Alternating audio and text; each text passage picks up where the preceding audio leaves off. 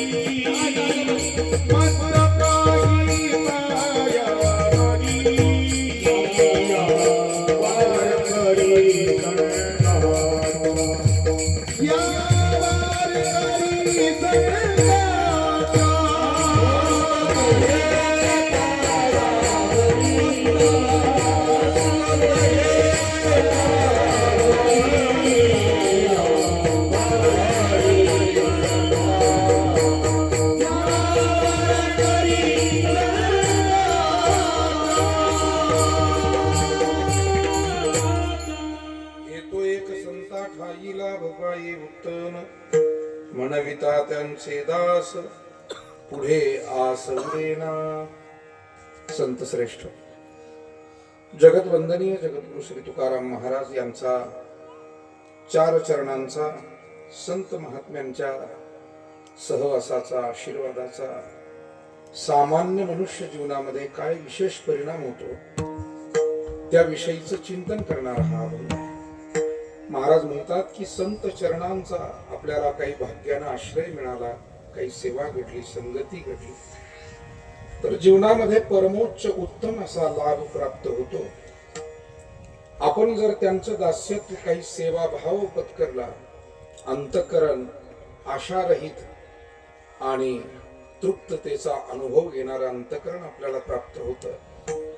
महात्मे जे कृपादान करतात, महाराज म्हणतात ते 1-2 जन्म 1-2 वर्ष नव्हे तर कल्पच्या कल्पही ते सरत नाही.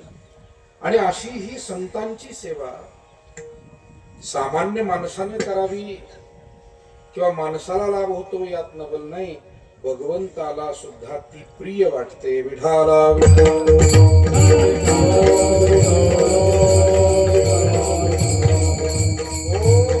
अभंगातील 4ही चरणांचा हा थोडक्यात मतितार्थ आपल्या समोर ठेवला. संकल्पित वेळेमध्ये काही सेवा या अभंगाच्या माध्यमातून आपल्याला भगवंताच्या सद्गुरूंच्या चरणी समर्पित करायची. तत्पूर्वी आज पार पडत असलेल्या कार्यक्रमाच्या अनुषंगानं 2 शब्द परिहार देणं आवश्यक आहे. तिळवणी तालुका कोपरगाव जिल्हा अहिल्यानगर गायके पाटील परिवार आणि या परिवारातील वारकरी संप्रदायातील एक अत्यंत आदरणीय व्यक्तिमत्व श्री हरिभक्तीपरायण कैलासवासी चांगदेव फकीरा पाटील गायके यांचं वर्षभरापूर्वी निधन झालं आणि आज वर्षभरानंतर आपण त्यांचं पुण्यस्मरण करण्यासाठी एकत्र जमलेलो आहोत. या निमित्तानं आलेले सर्व ग्रामस्थ, पाहुणे, वारकरी संप्रदायातील विशेष करून मान्यवर मंडळी, आपण सर्वजण त्यांना या कीर्तनाच्या भजनाच्या रूपानं आदरांजली अर्पण करणार आहोत.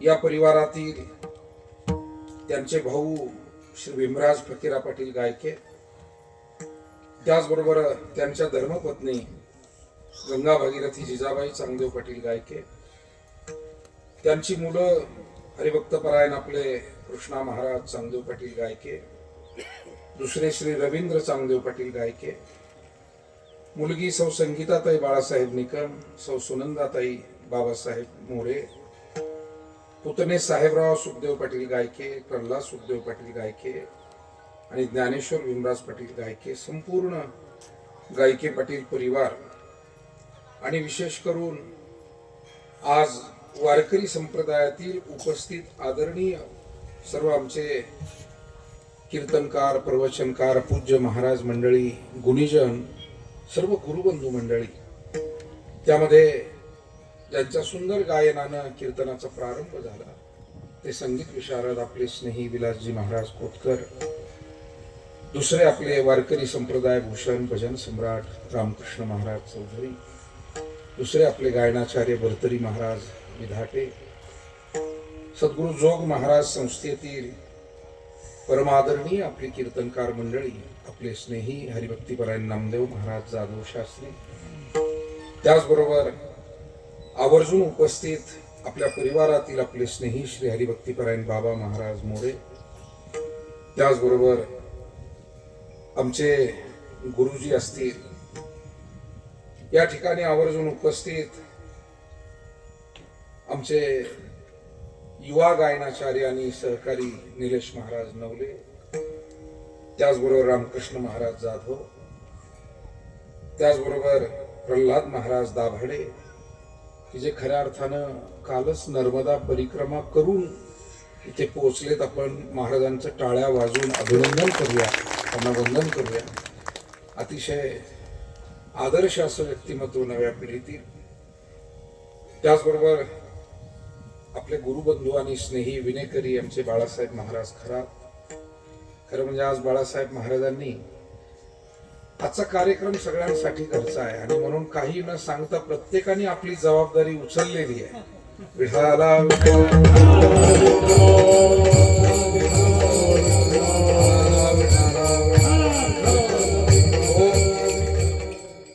शेवटी कोणत्याही क्षेत्रामध्ये भावकीला महत्व असतं ना. सुखा दुःखात भावकीच लागते आणि ही सगळी भावकी आहे. वारकरी संप्रदायाचं हे एक नातं आहे आणि म्हणून सगळी मंडळी आवर्जून उपस्थित आहे. गायनाचार्य आपली मंडळी आहेतच, त्या पद्धतीनं मृदंगाचार्य आणि आमचे जुने स्नेही आदरणीय मोहनजी महाराज घुले, खूप दिवसाचे जवळजवळ 26-27 वर्ष झाले असतील, तेव्हापासूनचे अत्यंत चांगले ऋणानुबंध. आळंदी, पुण्यात अनेक कीर्तनांना आम्ही सोबत गेलो आलो. त्याचबरोबर आपले दुसरे मृदंगाचार्य सद्गुरू नारायणगिरी महाराज आश्रम नेवासा, प्रसाद महाराज तरवडे, आमचे सागर महाराज कोल्हे, सागर महाराज कुऱ्हे. या निमित्तानं सावळगाव, तिळवणी, देवळाने, बोपटे, खोपरी, उकडगाव, शिरसगाव, कासली, आपेगाव, हरदेवाडी अशा सर्व गावची, नपावाडी अशा आणि कोकमठाण बरीच गावं राहिलीत बरं. अशा सर्व गावची भजनी मंडळी या ठिकाणी आवर्जून उपस्थित आहे. शिंगळेकर सुद्धा आहे आणि खोपडीकर आहेत. आपण सर्वजण उपस्थित आहात आणि सर्वांच्या उपस्थितीमध्ये समोर बसलेले कृष्णा महाराज गायके यांच्या आध्यात्मिक स्नेहभावने खातर या कुटुंबियांचं सांत्वन करण्यासाठी जसे आपण सर्व आप्तेष्ट ग्रामस्थ आहात तशी दुरून लांबून काही पाहुणे मंडळी या ठिकाणी उपस्थित आहे. आणि त्यामध्ये आमचे संत सेवक किशोरजी वरघुडे पाटील उद्योजक आहेत, राहुरी फॅक्टरीवरून कनगरवरून उपस्थित आहे. आदरणीय दादा आहेत, विठ्ठलराव भागवत पाटील आहेत, अशोकराव नवले पाटील आहेत, बाबासाहेब पाटील लासुरे आहेत. आमचे दुसरे संत सेवक राहुरी तालुक्यातून थेट लांबून उपस्थित आहे, विष्णुपंत ठोसर भाऊसाहेब. ग्रामविकास अधिकारी आमच्या परिवारातीलच गणेशराव डोंगरे साहेब. त्याचबरोबर शिवाजीराव माकोणे. आता किती उल्लेख केला तरी सगळे आपण तर खूप महत्वाचे आहात, पण दुरून आलेले पाहुणे म्हणून त्यांचं विशेष अभिनंदन आपल्या सगळ्यांच्या वतीनं या ठिकाणी करतोय. विठाला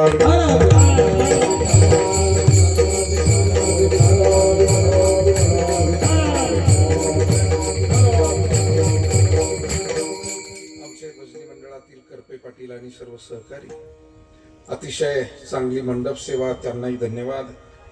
आणि अतिशय उत्तम अशी साऊंड व्यवस्था आपले रविभाऊ चौधरी, त्यांनाही धन्यवाद. आमचे दिलीपराव खिरडे महाराज गुरुबंधू, त्यांनाही धन्यवाद. आपण सर्वजण आज हरिभक्तीपरायण कैलासवासी चांगदेव फकीरा पाटील गायके यांना आदरांजली अर्पण करण्यासाठी एकत्र आहोत.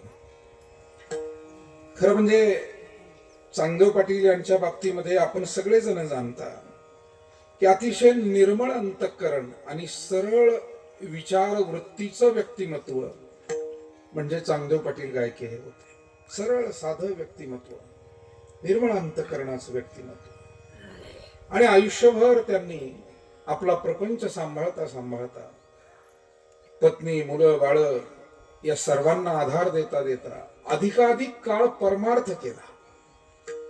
प्रसंगी प्रपंचाकडे थोडं बहुत दुर्लक्ष केलं, पण वारी टळू दिली नाही, काकड आरती चुकली नाही, भजन, हरिपाठ आणि मुलं थोडी करते झाल्यानंतर तर पूर्ण वेळ त्यांनी आपल्या आयुष्यामध्ये भगवत चिंतनालाच वेळ दिला. सप्ताहाला उपस्थित राहणं, वारीला जाणं आणि विशेष करून ते विणेकरी म्हणून त्यांनी जी सेवा दिली ती फार महत्वाची आणि मोलाची होती. कारण वारकरी संप्रदायामध्ये विणेकरी हे प्रमुख असतात आणि विणेकऱ्यांच्या आधिपत्याखाली तो कार्यक्रम असतो. जसं सभेला अध्यक्ष असतो तसं कीर्तनाला, भजनाला विणेकरी असतात. विठाला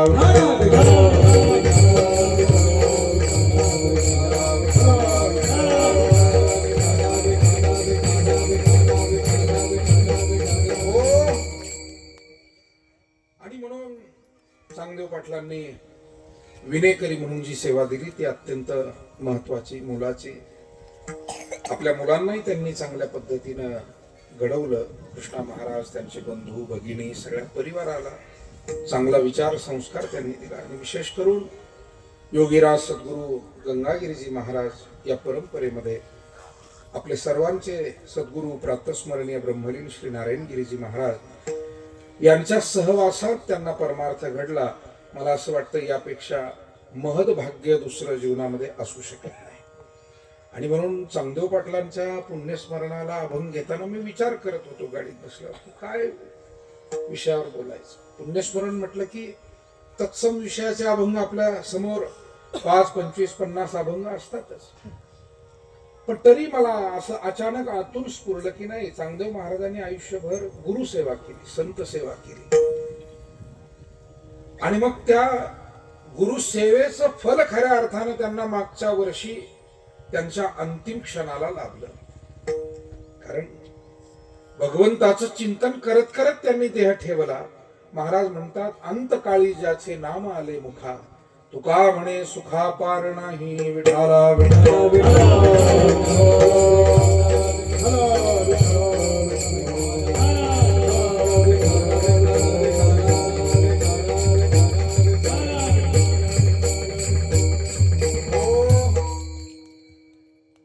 आमचे ज्येष्ठ गुरुबंधू, आपणा सर्वांचे परमस्नेही श्री हरिभक्तीपरायण भरतजी महाराज, सद्गुरू नारायणगिरी महाराज आश्रम डवाळा हे उपस्थित झाले. त्यांनाही धन्यवाद देतो.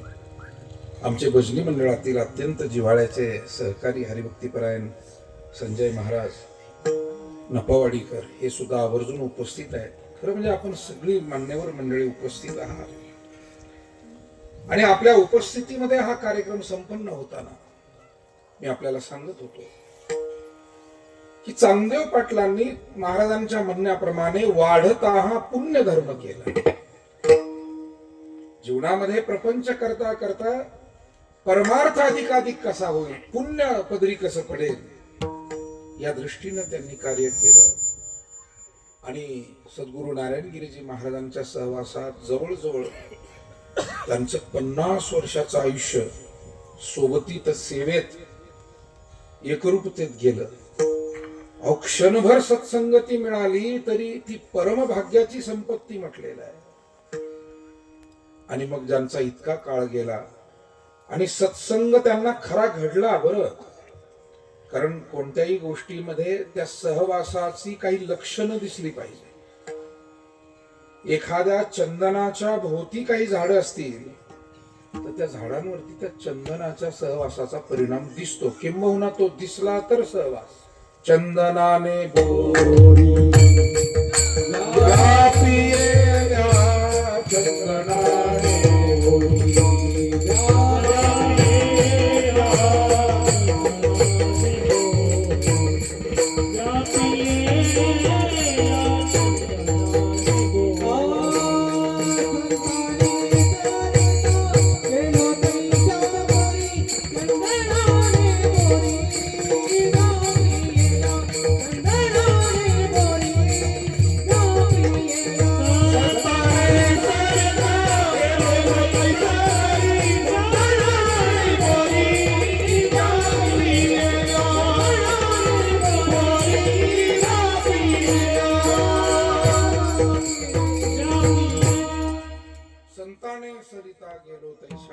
चंदनाने बुरी व्यापी.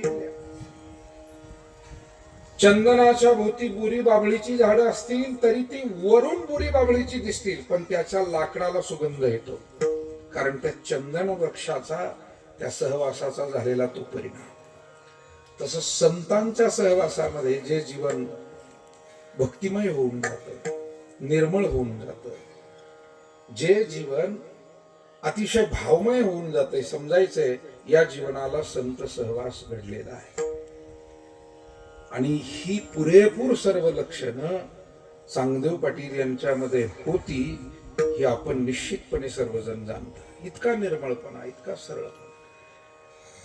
पण त्या चंदनाच्या सहवासामध्ये वेळू जर आला, बांबू जर आला, असं म्हणतात की त्याच्यामध्ये काही बदल होत.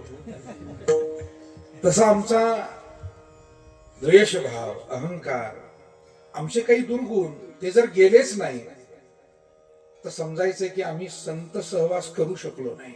भाग्यानं घडला होता पण त्याचा लाभ आम्हाला झाला नाही, आम्ही तो स्वीकारू शकलो नाही. शाळेमध्ये जाण्याचा योग आला तरी ज्ञान स्वीकारायचं की नाही याच्या बाबतीत विद्यार्थी स्वतंत्रच असतो. काही बिचारे भाग्यवान ते ज्ञान घेऊन घरी येतात, काही शाळेतलं डस्टर आणि खडू घेऊन घरी येतात.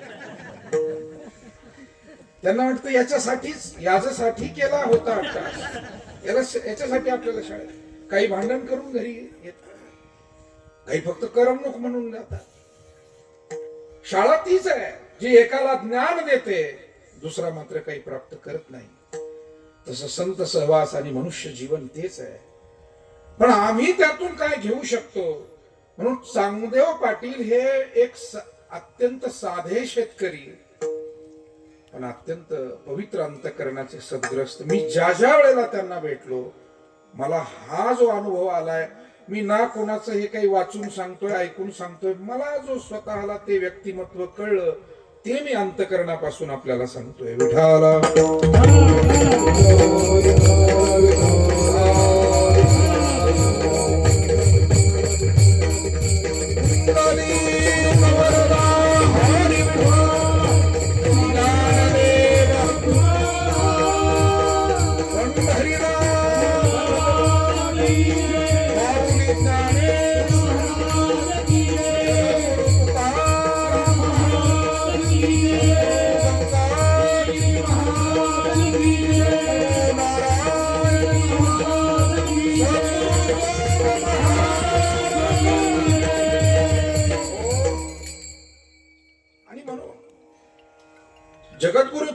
महाराजांना या अभंगातून जे सूचित करायचंय ते हेच आहे की जो तुकोबारायांना सुद्धा संत संगतीचा आलेला स्वात्मानुभव आहे, स्वतःचाच अनुभव या अभंगातून त्यांना सांगायचा आहे आणि संतांची थोरवी सुद्धा सांगायची. महाराज म्हणतात, संत महात्म्यांच्या सहवासात गेल्यावर तुम्हाला विशेष लाभ, उत्तम लाभ हा जीवनामध्ये प्राप्त होईल. आता लाभ प्राप्त होणं मुळात काय आणि तो या मनुष्य जीवनामध्ये नेमका कोणापासून प्राप्त होतो? ज्या संसारामध्ये आम्ही रात्रंदिवस खटाटोप करतोय त्यातून आम्हाला काही लाभ प्राप्त होतोय का? वेदांत शास्त्र म्हणतंय संसारातून काहीच लाभ पदरी पडत नाही. कारण हा संसार रूपी वृक्ष श्रीमद भगवद्गीतेच्या ज्ञानेश्वरीच्या 15व्या अध्यायामध्ये जे चिंतन केलं, हा जो वृक्ष आहे, ऊर्ध्वमूल मधशाख अश्वत्थम प्राहुरव्यम छंदांसी यस्य पर्णानि यस्तं वेद सवेद. पण हा कसा आहे? माऊली म्हणाले, यया फळना चुंबिता फुलना तुरंबिता. याला फळही येत नाही आणि फुलही येत नाही. मग संसारातून लाभ काय? ज्याला फळच येत नाही असं झाड आहे म्हणजे संसार आहे. मग तुम्ही म्हणाल फळ येत नाही म्हणजे? नाही, तो फक्त भास आहे. फळाचा काय? ब्रह्मलीन गुरुवरे नारायणगिरीजी महाराज एक उदाहरण सांगायचे. म्हणे एक मनुष्य रस्त्यानं जात होता. रस्त्याच्या कडेला पाऊस होऊन गेलेला आणि थोडस पाणी साचलेलं होतं आणि ते नितळ दिसत होतं. आणि त्या पाण्यामध्ये, रस्त्याच्या कडेच्या साचलेल्या पाण्यामध्ये या गृहस्थाला एक सोन्याचा दागिना दिसला. त्याला वाटलं, अरे वा, काय योग आहे आपला. अगदी हुबेहूब सगळा तो दागिना त्याला ते पाण्यात दिसत होता. त्यानं मागं पुढं पाहिलं, कोणी आहे का? कोण नाही, चला आपल्याला मिळून जाईल आता, असं म्हणून त्यानं त्या पाण्यात पाय टाकला. पाणी ढवळलं आणि ते दिसायचा बंद झाला. अरे इथंच होता, इथे होता, असं म्हणत म्हणत त्याने ती माती, चिखल सगळं उचकून पाहिलं, ढवळून पाहिलं. त्या 2-5, 10-5 फुटात सगळीकडे त्यानं प्रयत्न केले, पण दागिना काय? तेवढ्यामध्ये गावातला कुणीतरी एक वडीलधारा माणूस तिथून जात होता. हे पोरा, अरे काय करतो? नाही, काय नाही दादा, काय सर, हे माझं हे माणसं तत मम करायला लागली, समजा काहीतरी लपवत आहे. हे ते हरवलं होतं आणि ते पाहत होतं. आणि हरवलं काय तुझं असं? म्हाताऱ्यानं जरा दरडावून विचारलं, मग तो खरं बोलला. म्हणजे काय झालं दादा, मी चाललो होतो इथून आणि इथे दागिना दिसला मला. कुठं दिसला? पाण्यात दिसला. आता ते जे ग्रस्त होते ते वडीलधारे होते, अनुभवी होते. त्यांच्या लक्षात आलं, पाण्यात दिसला म्हणजे प्रतिबिंब असेल. आणि मग त्या जाणत्या माणसानं काय केलं, वर पाहिलं झाडाकडे, तर फांदीला एक दागिना असा अडकलेला होता. म्हणजे कोणातरी पक्षानं उडत उडत कुठून तरी तो आणलेला आणि तिथे टाकून दिला. आणि ते प्रतिबिंब खाली. म्हाताऱ्याने त्याला काहीच सांगितलं नाही. म्हणजे कसा होता साधारण? असा होता, तसा होता. सापडला का तुला? खरं सांग. नाही नाही नाही सापडला. बर सापडला तर मला काय देशील? नाही बघ, मी पाहिला होता ना. म्हणजे जाऊ दे म्हणे, मग तू पाहिला तर मग मी काय सांगत. शेवटी जाणत्या माणसांकडे मेख असते, मेख.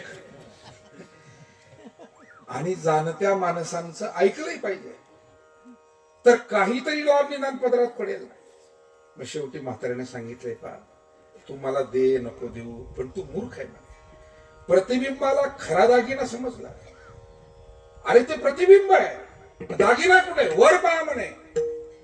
वर पाहिलं तर त्याला दिसला. दादा खरंच म्हणे, 2 तास झाले मी आज चिखल चिवडतोय म्हणे, इथे काहीच नाही मिळालं. म्हातारा म्हणला, गड्या काहींचं आयुष्य गेलं चिखल चिवडता चिवडता, त्यांना काहीच नाही मिळालं.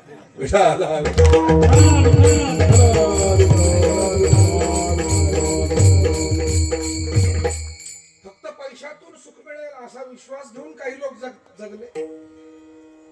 फक्त मानपानातून सुख मिळेल असाच विचार करून काही जगले.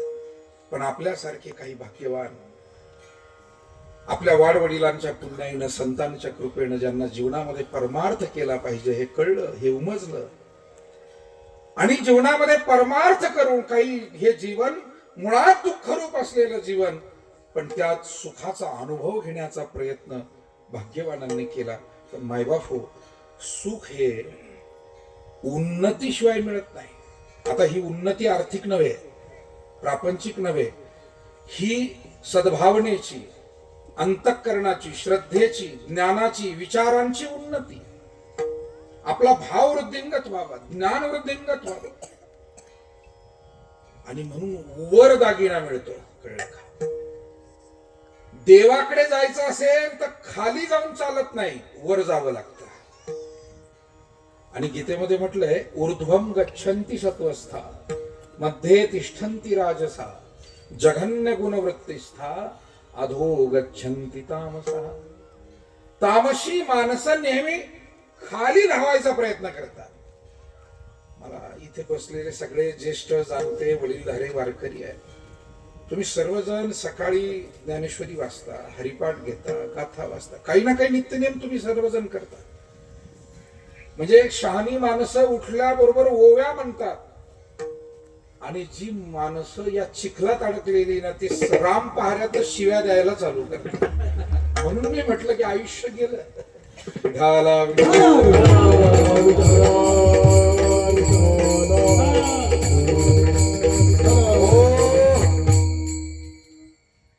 आपल्या उकडगावचे ज्येष्ठ मार्गदर्शक पर्वतराव पाटील निकम, आणि त्याचबरोबर भगगाव तालुका वैजापूर या ठिकाणचे आपले ज्येष्ठ मार्गदर्शक सूर्यभान आबा जगताप पाटील, आणि अनेक सगळी मान्यवर मंडळी, वडीलधारी मंडळी या ठिकाणी उपस्थित झाली.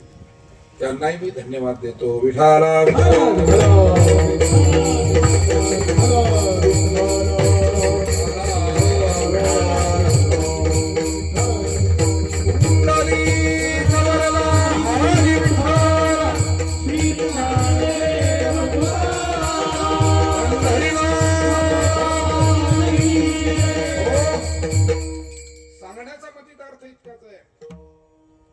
संसारामध्ये फळ आहे कुठं?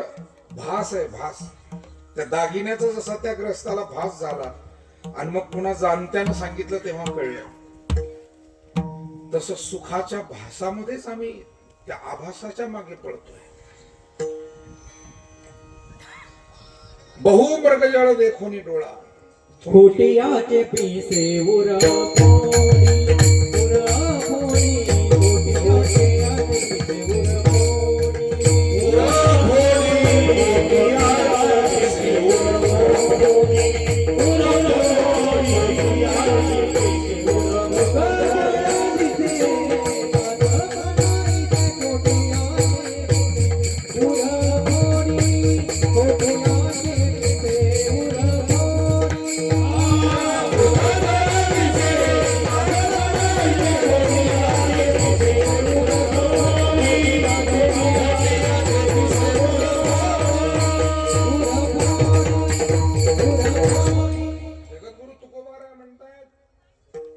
मृगजळात दिसे साचपणा ऐसे.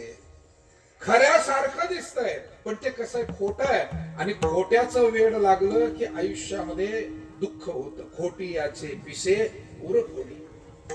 खोट्याचा छंद नको, खोट्या गोष्टीचं वेड लागू नये. म्हणजे महाराजांना इथे एक सांगायचंय, वेड लागायला हरकत नाही, पण लावी मना पिसे गोविंदाची. काही गोष्टी अशा आहे की त्या वाईट नाही आहे. मला सांगा, छंद वाईट आहे का?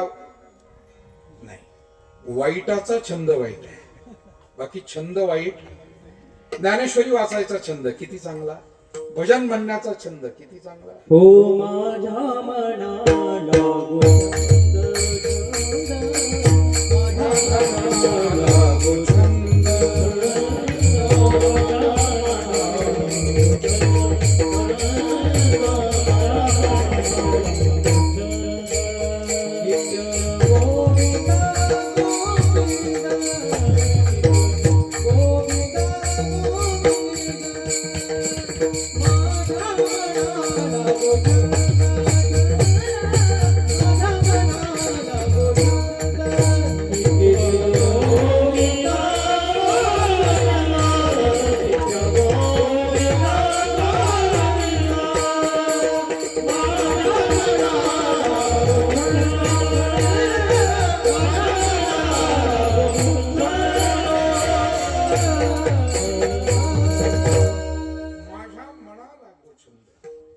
नित्य गोविंद गोविंद.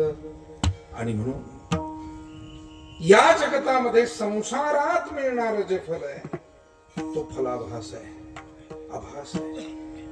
ते सुख नाहीये, सुखाचा फक्त भास होतोय.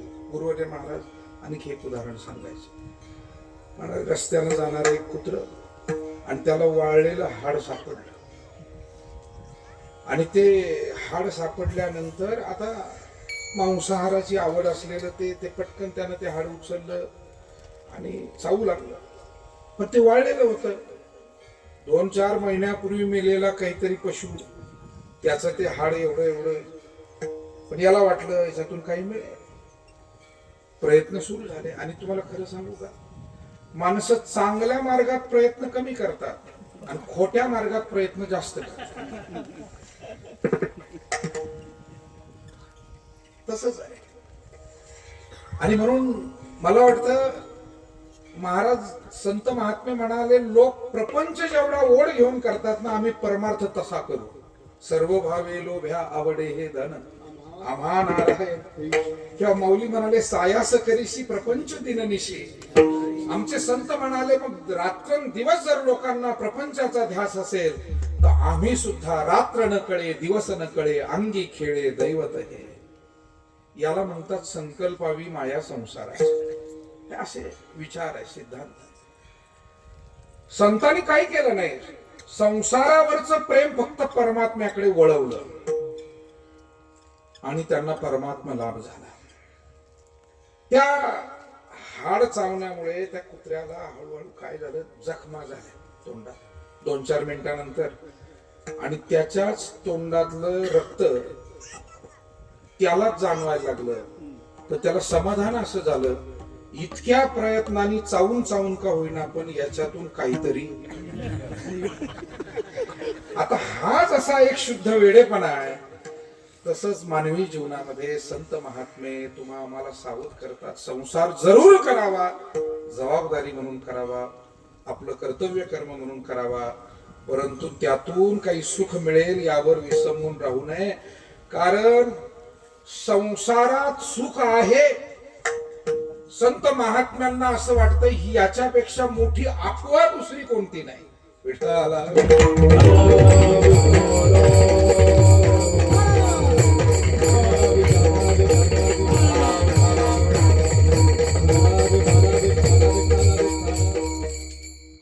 दुःख बांधवाडी आहे हा संसार. आता या विषयीची सगळी प्रमाण आपल्याला माहिती आहे म्हणून मी त्या विषयाच्या पुढे जातो.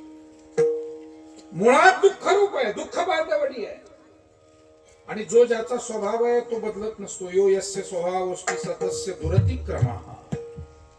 हिंगाला उग्र वास असतो. आता काही झालं तरी हिंग त्याचा वास सोडतो का? कारण स्वभाव हिंग त्रासला घ्राणी तो कैचे सुगंधत्व आणि का द्रवपण सांडोनी पाणी केर आहे ते. पातळपणा हा पाण्याचा स्वभाव. मग जास्त थंडीमध्ये पाणी गोठलं आणि बर्फ झाला, किंवा मशिनरीमध्ये कारखान्यामध्ये त्याला वातावरण थंड देऊन त्याचा बर्फ केला पाण्याचा, तरी तो बर्फ जेव्हा सामान्य वातावरणात येतो तेव्हा तो वितळतो आणि त्याचं काय होतं, पाणी होतं. म्हणजे पाणी हे आपल्या मूळ स्वभावाकडे थोड्या वेळानंतर आल्याशिवाय, मग पाण्याची वाफ झाली तरी ते पुन्हा पाणी होतं, पाण्याचा बर्फ झाला तरी ते पुन्हा काय होतं. तसं संसाराचा स्वभाव आहे दुःख देणं, म्हणून तो काही काळ थोडा शांत राहतो त्या बर्फासारखा. आपल्याला वाटतं बरं आहे बर्फ, चला खिशात घालून जाऊ. गावात जाईपर्यंत तर पाय ओला होतो, खिसा ओला होतो, बर्फ गेला. तसं आपल्याला वाटतं आता चांगलं आहे, मुलाला नोकरी लागली, आता चांगला भाऊ आपला संसार सुखाचा झाला. पण आपल्याला दवाखान्यात न्यायला कोण नाही हे जेव्हा ध्यानात येतं, मग तो पुन्हा म्हणू लागतो संसार दुःख मूळ. पोराला पॅकेज आहे 30 लाखाचं, परंतु याला 30 रुपयाची गोळी वेळेवर मिळत नाही. पुन्हा तो म्हणतो संसारात काय खरं.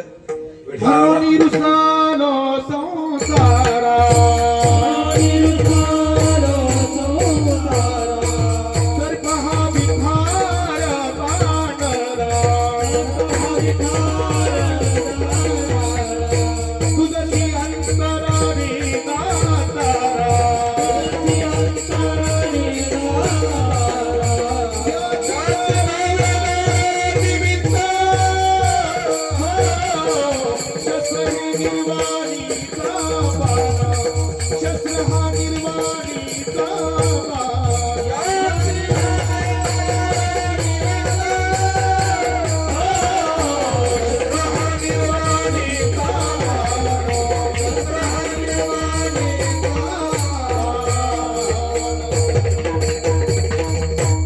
नाटाच्या अभंगातलं मोठं महत्वाचं गोड प्रमाण महाराजांनी दिलं. म्हणून नुसलो संसारा सर्प हा विखार पांढरा, तुझसी अंतर रे दातारा, याची दावेदारा निमित्त. महाराज म्हणतात तेव्हा या संसाराकडे आम्ही रुसलो गो. आता माणूस नाही का एखाद्या माणसाच्या स्वभावाला याला आणि तो रुसतो, नको आणि संसारावर रुसलो. आणि काय केलं तर हा संसार कसा आहे ते आम्हाला कळलं. सर्प हा विखार पांढरा, हा सर्प आहे म्हणाले. सर्प वरून त्याचं विष जाणवत नाही म्हणून पांढरा शब्द आहे. विष हे काळकूट असतं. विषाला दुसरं एक नाव काय आहे? काळकूट. आणि बहुधा विष जे आहे त्या सर्पाच्या मुखातलं ते त्याच रंगाचं असतं, पण वरून तो सर्प चांगला दिसतो म्हणून पांढरा शब्द वापरला. वरून वाटत नाही हा इतका काळकूट असेल, इतका विषारी असेल. आणि काय करतो हा संसार रूपी सर्प? तो दंश झाल्यानंतर तुझसी अंतर रे दातारा. देवा, जेवढा जेवढा संसाराचा दंश होईल तेवढा तेवढा माणूस तुझ्यापासून दूर जातो रे. म्हणून संसार, आपल्यासारखे भाग्यवान लोकही संसार करतात, पण ते देवापासून दूर जात नाही, स्वतःला दूर होऊ देत नाही. आणि हे शहाणपण आहे. शेवटी जीवन एक दिवस संपणार. चांगदेव पाटील आपल्यातून गेले, पण त्यांनी आपल्या आयुष्यामध्ये देव धर्म साधूंचा सहवास आणि परमार्थ दूर होऊ दिला नाही. प्रपंचाबरोबर असोनी संसारी जिव्हे वेगू करी आणि वेदशास्त्र उभारी. महाराज म्हणतात सुखे करावा संसार न सांडावे दोन्ही वार. या पद्धतीने त्यांनी संसारात राहून अत्यंत आवडीनं, श्रद्धेनं, भक्तिभावानं भजन केलं, काकड आरती केली, हरिपाठ केला, वारीला गेले, सप्ताहाला गेले. आणि अतिशय निर्मळ अंतःकरणानं, सरळ भावनेनं. मला नाही वाटत की चांगदेव पाटलांनी कधी वारीला गेल्यावर भांडण केलं असेल झोपायच्या जागेवरून. अभंग म्हणायला नाही मिळाला म्हणून. आणि म्हणून मला चांगदेव पाटील हे जास्त श्रेष्ठ वारकरी वाटतात. विठाला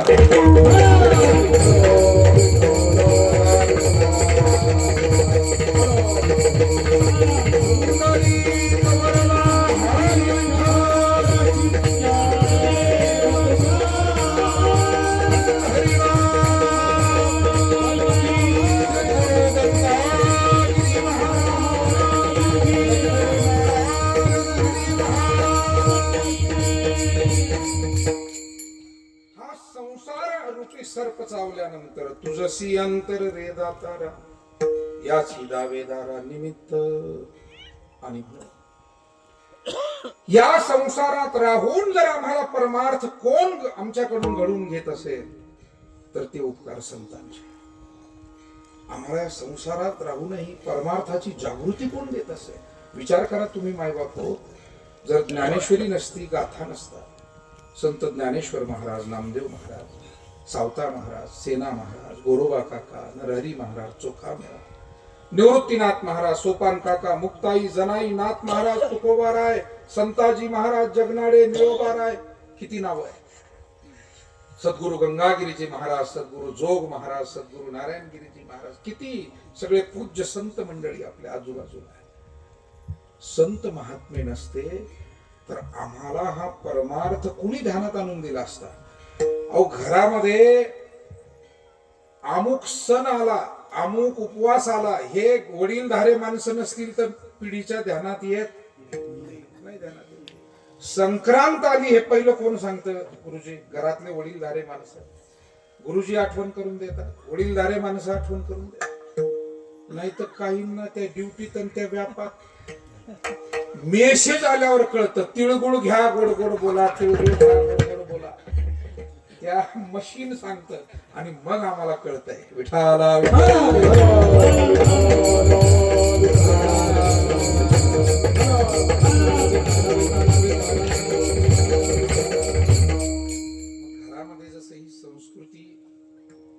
करून देण्याचं काम वडीलधारे माणसं करतात आणि ते नव्या पिढीकडून करून घेतात. आणि जी नवी पिढी वाडवडील माणसांचं ऐकून सण वार उत्सव आपली संस्कृती जपतात, त्या घरामध्ये सुख नांदतं, त्या घरामध्ये समाधान राहतं, आनंद मिळतो, अरिष्ट दूर होतात.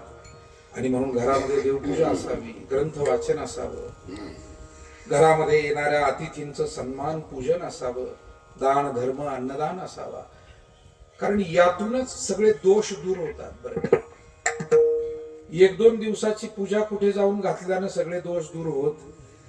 आपल्या स्वभावात संस्कारात बदल केल्याशिवाय घरातले दोष जात नाही. विठाला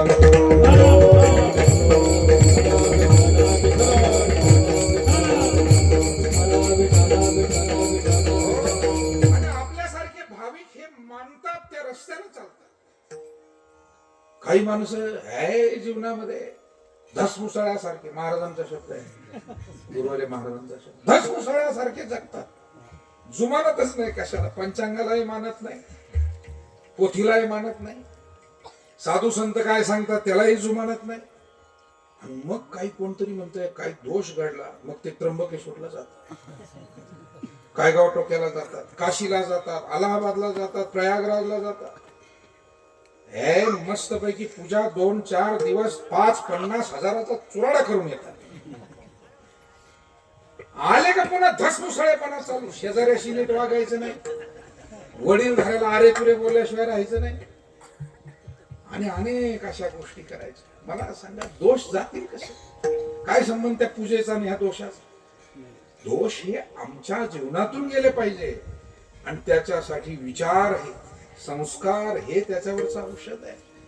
आणि म्हणून मायबाप होय ग्रंथ आणि संत नसते तर आमची संस्कृती आणि आमच्यातलं मनुष्यत्व कोणी जागवलं असतं. मज निरंतर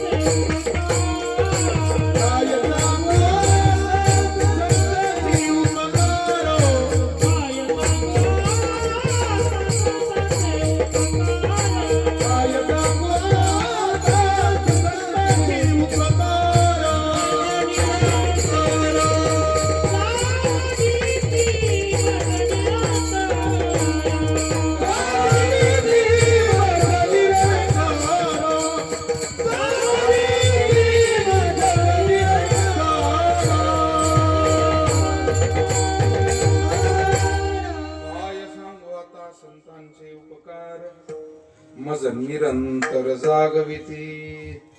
ब्रह्मलीन गुरुवर्य नारायणगिरीजी महाराजांनी सुद्धा मायबाप हो, हे तिळवणी गाव असेल, हा सगळा परिसर असेल, हे सगळं आपले 3 जिल्हे, अनेक तालुके, 3 ते 4 पिढ्यांना जागवण्याचं काम केलं. जवळजवळ 60-70 वर्ष हा ज्ञान यज्ञ त्यांनी चालवला. गावोगावी गेले, कीर्तन केलं, भजन केलं. सोप्या साध्या सरळ भाषेत अगदी कष्ट करणारा शेतकरी, कष्टकरी, खुरपायला जाणाऱ्या बाईला सुद्धा महाराजांचं कीर्तन कळायचं. हे संत विठाला. आम्हाला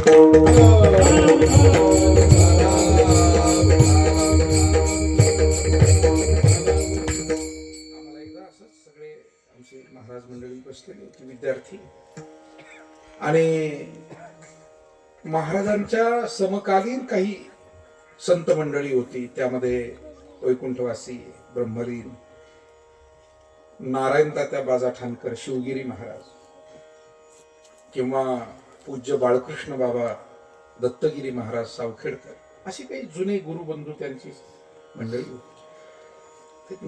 नारायण तात्या अर्थात शिवगिरी महाराज बाजा ठाणकर यांनी आम्हाला एक गोष्ट सांगितली. म्हणाले महाराजांचं सप्ताहातलं पहिलं कीर्तन गोदेगावला झालेलं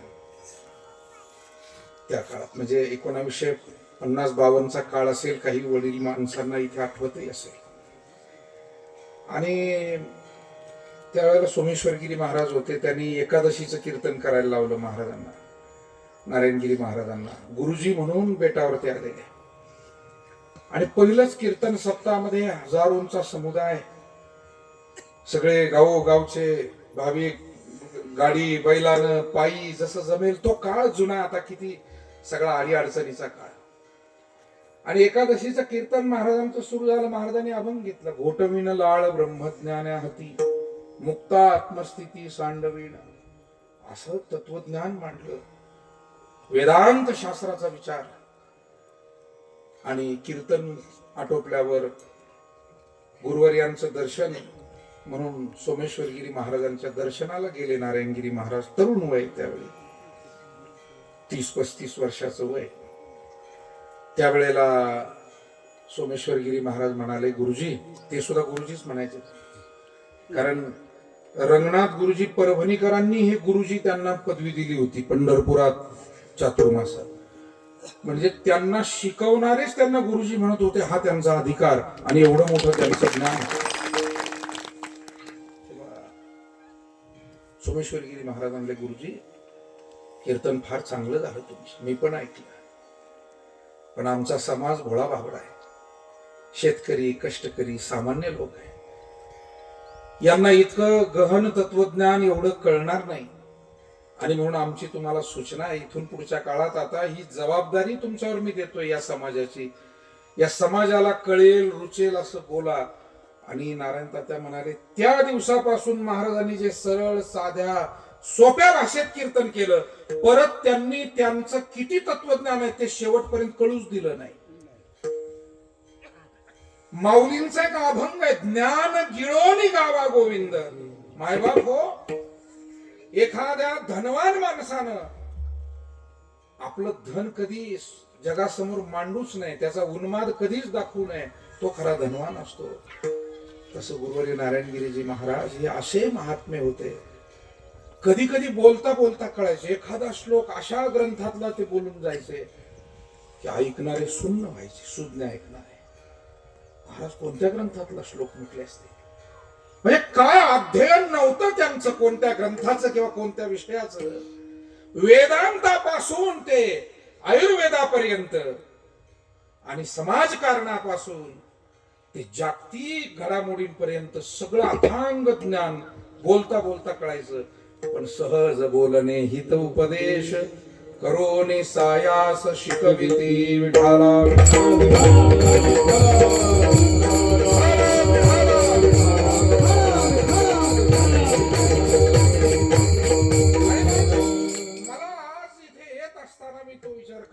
आमच्या चांगदेव पाटलासारखी शेतकरी माणसं, साधी माणसं, हे काय BA BT TD लंडन होते काय महाराजांच्या भाषेत.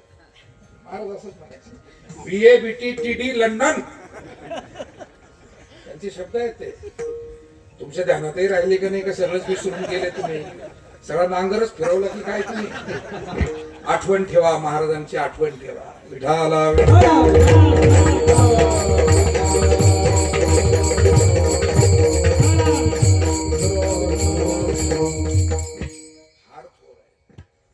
दिवस चिंतन आजही आपण ज्या ज्या वेळेला महाराजांचं करतो, काय विशेष बोलत होते. साधं साधं परंतु हे साधे माणसं होते. हे चांगदेव पाटील, चांगदेव फकीरा पाटील गायके, साधा माणूस, कमी शिकलेला शेतकरी माणूस. पण महाराजांनी जे संस्कार त्यांच्यावर केले, जो परिणाम झाला, मी म्हटलं ना 3-3, 4-4 पिढ्या घडवल्या. आणि त्या संस्कारामुळे आयुष्यभर परमार्थाचा विचार स्वतःच्या अंतःकरणातून बाजूला होऊ दिला नाही. ही काही सोपी गोष्ट आहे. आजच्या काळात एक विचार एक दिवसभर टिकतो की नाही अशी परिस्थितीचा काळ आहे. कोणतं मडकं कोणत्या उतरंडीला आणि कोणतं मडकं कोणत्या उतरंडीला, कळतंय का तुम्हाला ते काय बोलतो. इकडचं मडकं तिकडं, तिकडचं मडकं, असा हा काळ आहे सध्या. आणि अशा काळात आयुष्यभर परमार्थाचा विचार, आणि तोही अंतःकरणापासून जपणं, याच्यापेक्षा मोठा परमार्थ नाही. आणि हा लाभ संत चरणाजवळ होतो. अभंगाचं पहिलं चरण, हे तो एक संता ठाई, हे तो एक संता ठाई, हे तो एक संता ठाई, हे तो एक संता ठाई, हे तो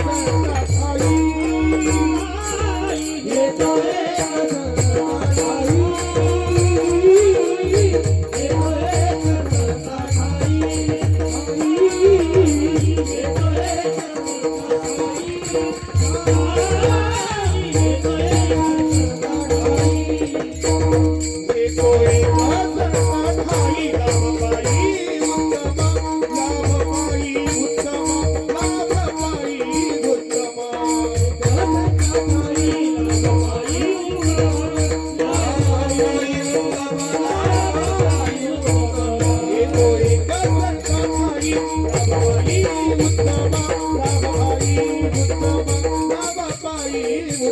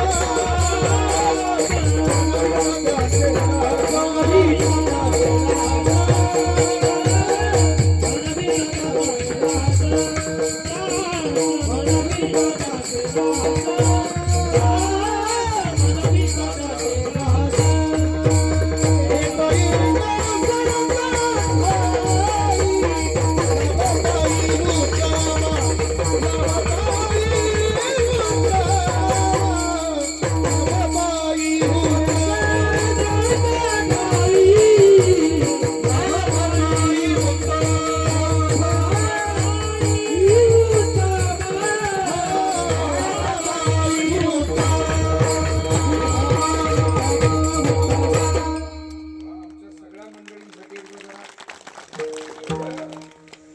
गोड अशी सगळी मंडळी आणि माननीय मंडळी आहे. इथे कीर्तन आता एक कृष्णा महाराजांनी सगळ्या परिवारांनी मला आग्रह केला नाही तर प्रत्येक जण कीर्तनकार आहे. कोणीही आमच्यातलं उभं राहिलं तरी कीर्तन उत्तम होईल. सगळे गुरुबंधू, सगळे गुणवान ज्ञानवान मंडळी आणि आपण सुद्धा सगळे अतिशय निवडक प्रमुख अशी वेगवेगळ्या ठिकाणाहून गावाहून आलेली मान्यवर मंडळी आहात. हे तो एक संता ठाई लाभ पायी उत्तम. महाराज म्हणतात संतांच्या पायी हा उत्तम लाभ. उत्तम लाभ म्हणजे काय? उत्तम लाभ म्हणजे अध्यात्म लाभ. यम लब्ध्वा चा परम लाभम अन्यते नाधिकम तथा यस्मिन स्थितोन दुःखेन गुरुणापि विचारलेते. जो लाभ पदरी पडल्यानंतर त्याच्यापेक्षा श्रेष्ठ लाभच कोणता उरत नाही. तुका म्हणे आता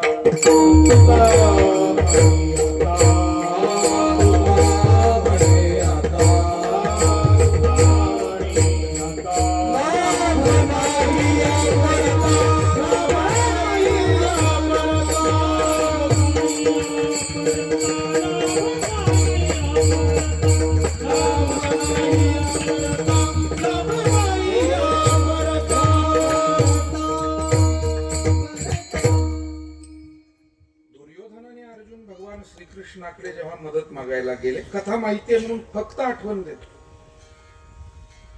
त्यावेळेला भगवान दोघांनाही स्वागत करतायत, विचारतायत काय पाहिजे. आणि दुर्योधन सैन्य मागतो. तो म्हणतो मी अगोदर आलोय, अगोदर मागणार. भगवान म्हणाले माझं सैन्य आहे बुवा आणि मी आहे, दोन्हीतून तुम्हाला कोणाला काय पाहिजे ते घ्या. बरं मी असं आहे की आता मी रिटायरमेंट घेतली म्हणे. देवाने लवकरच रिटायरमेंट घेतली. काय झालं होतं त्याला कोणास. तर तो म्हणला मी शस्त्र हातात धरणार. आता ज्याची त्याची अडचण ज्याला त्याला माहित असते. आता आम्ही म्हटलं की बा संध्याकाळी कीर्तन करणार नाही. काही लोक म्हणते का म्हणून. आता तुला काय सांगत, तुला काय सांगू, मला काय त्रास होतो तू सांगत. तुझ्या पुढे कीर्तन भरडत बसतो. विठाला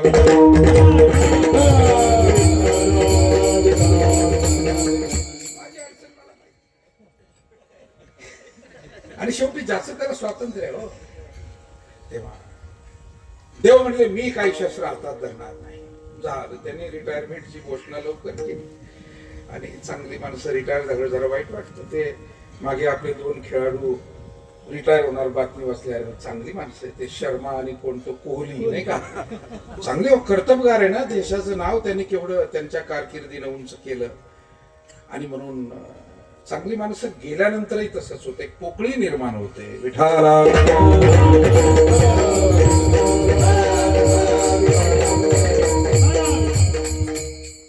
म्हणाले मी एकटा आहे आणि माझं सैन्य आहे. दुर्योधनाला मला सैन्य पाहिजे. कारण शस्त्र अस्त्र सैन्य सगळं मिळणार. एवढं मोठं यादव सैन्य, चतुरंगी यादव सैन्य. हत्तीवर बसून युद्ध करणारे, रथात बसून युद्ध करणारे, घोड्यावर बसून युद्ध करणारे आणि पायी युद्ध करणारे. चतुरंगी सेना असा शब्द त्या सैन्याच्या बाबतीत. आणि जेव्हा अर्जुनाला कळलं की दुर्योधनानं अगोदर मागितलं पण सैन्य मागितलं आणि अर्जुन आनंदानं बेभान झाला. आनंदाश्रू त्याच्या डोळ्यात मावेना. पाय धरले देवाचे. देवा, काय तुझ्या आशीर्वाद आम्हाला, उपकार आहे. आम्हाला तूच पाहिजे होता आणि तूच मिळाला. तू गुरुबंधू पिता, तू आमुची इष्ट देवता, तूची सदा रक्षिता. मी का सांगतो, हे तो एक संता ठाई, लाभ पायी उत्तम. जीवनामध्ये आपल्याला किती पैसे मिळाले यापेक्षा कोणत्या मायबापाच्या पोटी आपण जन्माला आलो, कोणत्या सहवासात आपण जगलो आणि काय सेवा कार्य घडलं याच्यावर जीवनाचं श्रेष्ठत्व अवलंबून आहे. पैसे कमी जास्त असू शकतात आणि अधिक असले तरी परमार्थ केला की जीवन चांगलं आहे. कमी असले पण परमार्थ केला तरी जीवन चांगलं आहे. कारण माणसानं गरीब असावं किंवा श्रीमंत पण भाग्यवान असावं. म्हणजे गरीबाच्या झोपडीत सुद्धा एकादशी धरली जावी, पोथी वाचली जावी आणि आध्यात्मिक असावं. आणि श्रीमंत म्हणून जरी एखाद्या महालात राहिला तरी एकादशी धरावी, वारी करावी. मी खरं सांगतो, श्रीमंत माणसं परमार्थानं जास्त शोभून दिसतात आणि अशा अनेक शोभिवंत माणसांना आम्ही दिवसभर भेटतो. ऐश्वर्य आहे, अहो माऊलींचे शब्द आहे, जेत जेत संपत्ती आणि दया, दोन्ही वसती आली जया ठाया. ते ते जाण धनंजया, विभूती माझी विठाला.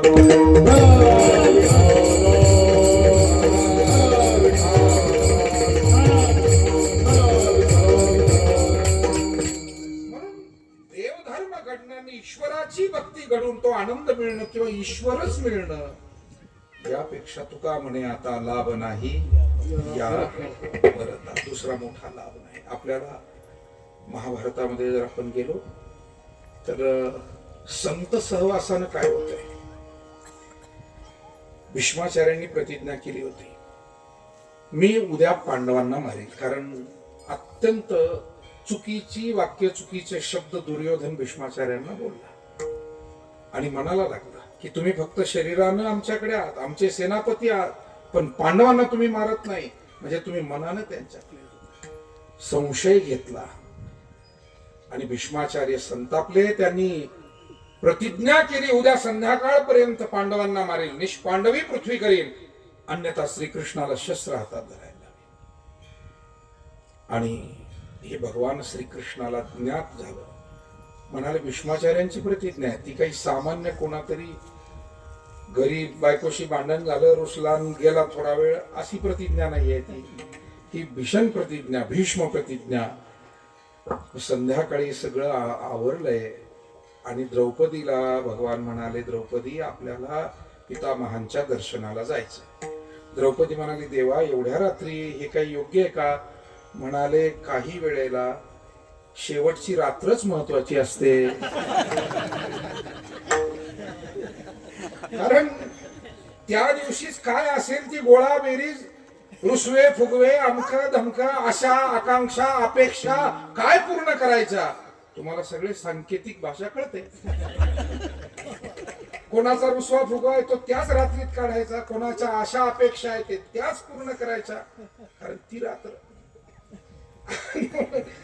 दुसऱ्या दिवशी युद्ध होणार आणि भीष्माचार्याने जर अर्जुनाला पांडवांना मारलं तर कसं होईल.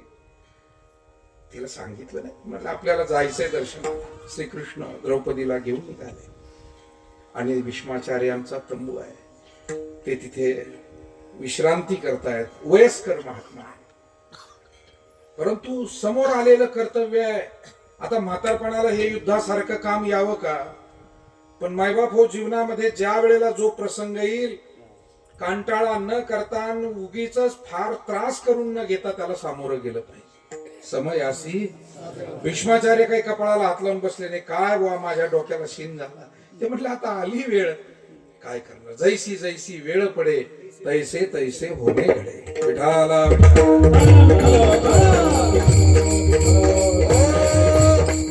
पश्चाताप करून त्रागा करून काय होतंय. शेवटी परिस्थिती बदलवण्यासाठी शांतच राहावं लागतं, संयम ठेवावा लागतो, सामोरं जावं लागतं. आणि रोज आपल्याला हा मंत्र उपयोगाचा आहे. एक शिकायचंय ग्रंथातून म्हणजे काय शिकायचंय. भीष्माचार्य थकले भागले, झोपलेले. भगवान श्रीकृष्ण बाहेर थांबले. द्रौपदी मध्ये गेल्यावर माझं नाव सांगू नको बरं विचारलं तर. म्हणावं एक गडी आलेला आहे बरोबर, आमचा एक सेवक आलाय बरोबर. काय भगवंताचं प्रेम आहे पांडवांवरती, काय भक्तावर प्रेम करतो. भगवान परमात्म्याला भक्ताहुनी देवा आवडते काही तिही त्रिभुवनी, ऐसा भक्ताचा अंकित लागे तैसी अनेक प्रमाण. तेव्हा अहम भक्त पराधीना हा म्हणणारा द्रौपदीच्या चपला वाहना हातात घेतल्या आणि पडसावलीला तंबूच्या उभा राहिला. द्रौपदी गेली, भीष्माचार्य झोपलेले दर्शन केलं. त्या सेवक तिथे कोणी सेवक होते त्यांना विचारलं आणि मध्ये गेली, दर्शन केलं. दर्शन केल्यानंतर कुणीतरी भगिनी आहे आणि म्हणून पडल्या पडल्या भीष्माचार्याने आशीर्वाद दिला, अखंड सौभाग्यवती भव. आणि मग डोळे उघडून पाहिलं कोण आलंय तर द्रौपदी. द्रौपदीला पाहिल्यावर एकदम ताडकन उठून बसले. द्रौपदी, एवढ्या रात्री तू आली बाळ? हो, मला दर्शन घ्यायचं होतं. आणि मग लक्षात आलं दुपारी आपण प्रतिज्ञा केली पांडवांना उद्या संध्याकाळपर्यंत मारील, निष्पांडवी. द्रौपदी, कोण आलं बाळा तुझ्या बरोबर? कारण शेवटी काही घडलं की आपल्याकडे बातमीदार सुद्धा म्हणत असतो याचा मास्टर माइंड कोण. तसं भीष्माचार्य द्रौपदीला हळूच विचारतायत, बाळा कोण आलंय तुझ्या बरोबर? नाही, माझा एक सेवक आहे. कोण सेवक आहे बघू दे तरी. आणि मग द्रौपदीच्या डोक्यावर हात ठेवला. कसं आहे, बरं आहे सगळं विचार. कारण नाथसून होती, महाभारतातलं हे नाटक होतं समजून घ्या. हे पुतणे होते पंडू आणि धृतराष्ट्र, आणि हे नातवंड आहे कोण, कौरव आणि पांडव. विठाला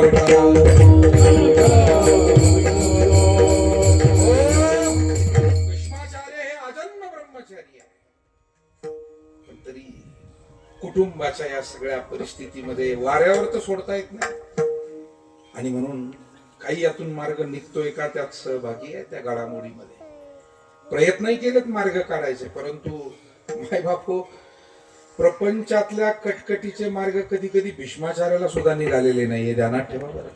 तेव्हा फार त्रास नाही करून घ्यायचा, देवाच्या भरोश्यावर सोडून द्यायचं काही प्रश्न. विठाला किती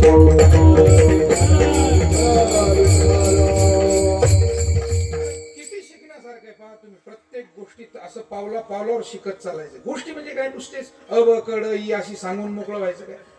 काय आम्हाला त्यातून घ्यायचंय, त्यातला सार भाग काय घ्यायचा आहे. तेव्हा संसारातले सगळेच प्रश्न आपण सोडवू शकत. काही काही प्रश्न दैवाधीन आहेत, प्रारब्धाधीन आहेत. त्याला काय करणार आपण? आपल्याला स्वतःला दोष द्यायचा नाही. आपण म्हणायचंय मला जे योग्य आहे मी तेवढं केलेलं आहे, बाकी परमेश्वराची हरी इच्छा.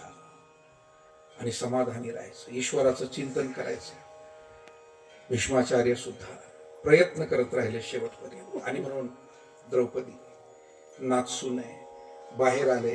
कोण आहे द्रौपदी बरोबर? पाहिलं तर भगवान श्रीकृष्ण द्रौपदीच्या वाहना हातात घेऊन उभा आहे.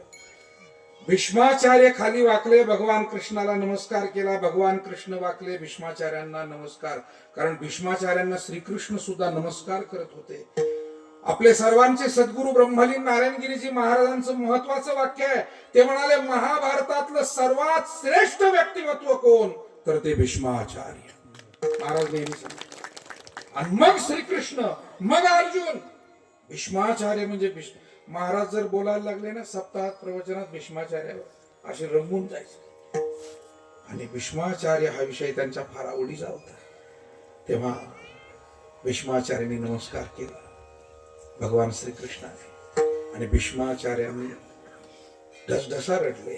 द्रौपदीला जवळ घेतलं, डोक्यावर हात. बाळा, तुझ्या चपलाची ज्या भगवंताला एवढी काळजी आहे, तुझ्या सौभाग्याची त्याला किती काळजी असेल. माझ्यासारख्या कितीही भीष्माचार्यांनी प्रतिज्ञा केल्या तरी त्याची जोपर्यंत सावली तुमच्यावर आहे, पांडवांना कोणी मारू शकणार नाही. हे कशामुळे घडलं? द्रौपदीनं भीष्माचार्याचं दर्शन केलं आणि म्हणून पांडवाचे प्राण वाचले. नुसती श्रीकृष्णाची योजना नाहीये. श्रीकृष्णाची योजना असती तर भीष्माचार्यापर्यंत घेऊन यायची काय गरज होती? तिथेच सांगायला पाहिजे होतं की माझ्या शक्तीनं पांडवांना वाचवलं. पण तिथे देवाची सुद्धा शक्ती चालत नाही प्रारब्ध कर्मापुढे. तिथे संतांचा आशीर्वाद चालतो, ध्यानात ठेवा. आणि म्हणून हे तो एक संता ठाई लाभ पायी आता मी रामायणातलंही एक उदाहरण देईन, संत चरित्रातलंही एखादं देईन, पण तोपर्यंत 1 वाजून जाईल. मला सगळं आहे डोक्यात, पण आता काय करू, 12:30 वाजून गेले. एकदा भजन करा, विठोबा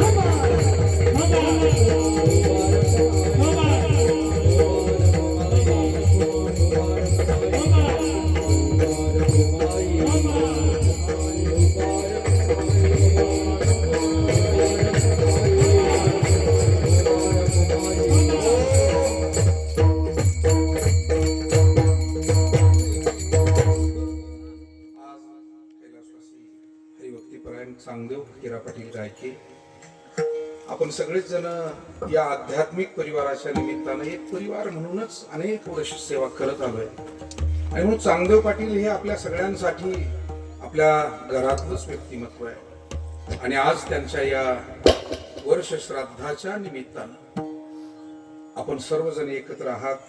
उर्वरित चरणांचा सरळ अर्थ पाहून मी थांबतो, कारण जवळजवळ 12:30च्या पुढे 5 मिनिट झाले. अन्नदान केलंय आणि भजन कीर्तन आहे, सगळी सेवा या ठिकाणी दोन्ही सुपुत्रांनी, आपले कृष्णा महाराज त्यांचे बंधू, अतिशय चांगला कार्यक्रम.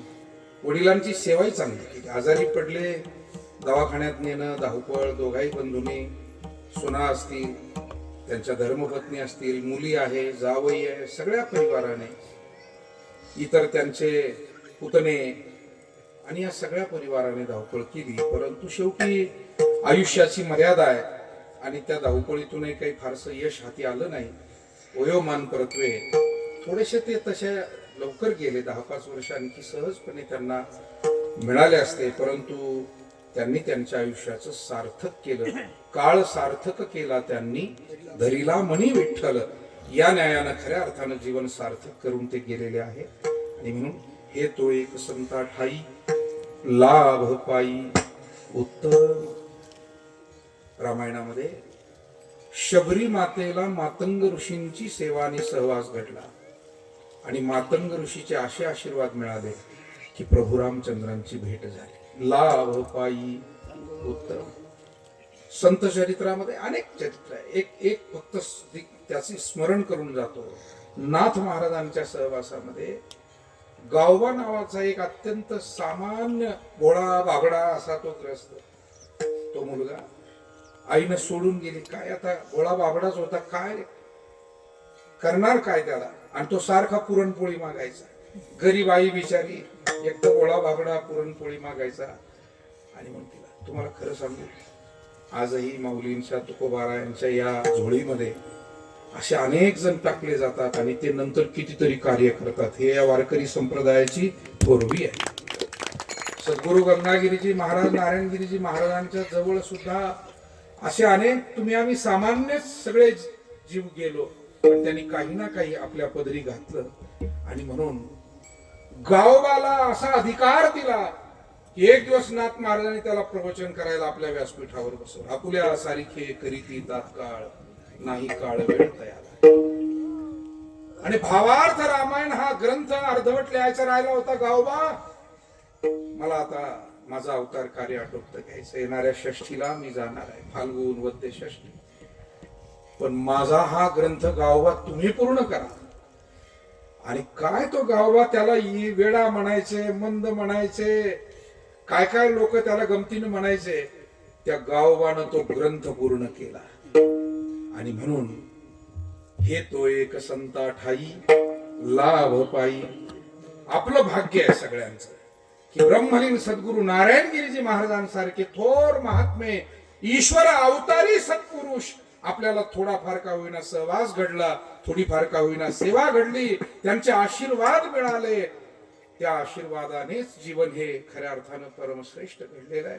महाराज म्हणतात त्या संतांचं आपण दास्यत्व पत्करावं, म्हणजे जीवन हे आशापाश रहित होतं. अभंगाचं दुसरं चरण. मन विठ्ठलचा दास, मन विठ्ठलचे दास,